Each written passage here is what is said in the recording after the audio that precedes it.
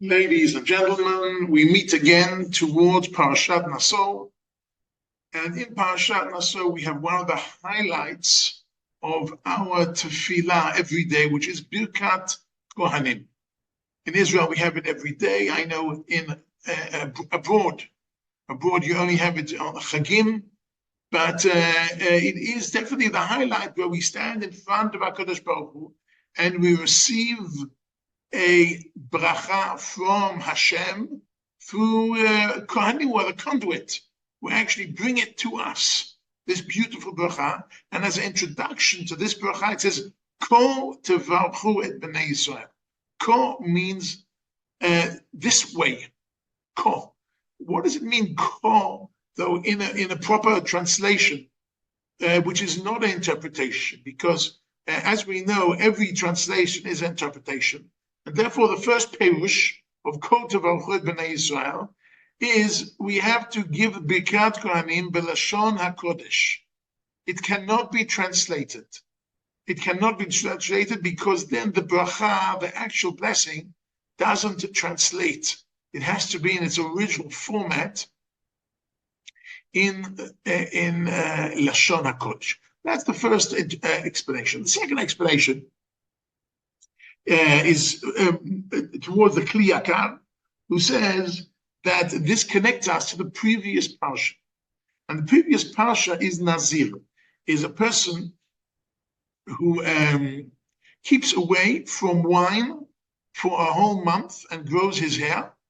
And it is similar. Why is it similar? Because like the Nazir cannot drink wine, in the same way, a person who, Kohen, who goes to bless Am Yisrael, when he goes up to bless Am Yisrael, he cannot drink wine, he cannot be under the influence of alcohol. However, the Natziv of Volozhin takes this idea of the Kli Yakar and takes it one step further and says, 1 second, let's try and analyze what is this Nazir exactly. The Nazir has a double message. On the one hand, Kadosh Yeh Hashem, he is getting closer to Hashem, he's becoming more holy, he's becoming more sacred by doing this for 30 days. On the other hand, at the end of the 30 days, he brings a chatat, which means he brings an offering, a sin offering. That means there's something negative about it. How can there be something positive and negative at the same time?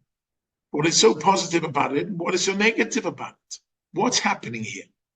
So the Natziv has a very interesting insight and explains that a Nazir is not a role model that we're supposed to copy. If a person wants to be a Nazir, he can do it a maximum for 30 days. But it's not a role model. It's somebody who feels he has to do it. Why does he feel he has to do it for 30 days? Why is it? And he explains the following. He explains that we as human beings can sometimes get an addiction. So at the time, the ancient world, the most famous addiction was to alcohol, was to wine. And therefore, a person who feels he's addicted to wine, what he has to do is refrain from wine for a whole month in order to start some kind of rehab, and start getting used to life without it. And therefore, he has to learn to control himself. A person who is addicted to wine and to alcohol can do all kinds of terrible things because he's actually losing control over his life. Ladies and gentlemen, if we think a moment about all the people we admire, whether they're great rabbis or great tzaddikim, whether they're big sports or politicians or the area of sciences or whatever area it might be, the people we most admire are people who gained a certain level, outstanding level of self-control in a certain area. And we as Jews know that. And therefore, by being addicted to alcohol, we are actually letting go of our self-control. something we mustn't do. We must be in control. We must be in control. And therefore, we mustn't give in to addictions. Today in the modern world where there are drugs and there are other things, and some people are even addicted to mobile phones. Any addiction means we're giving up our self-choice and our freedom to choose. And we are becoming dependent on whatever that substance is. And in order to do rehab, a person then and there was a Nazir. He kept away, and therefore says the Netziv, that is exactly the bracha, kol tevarchu et bnei Israel.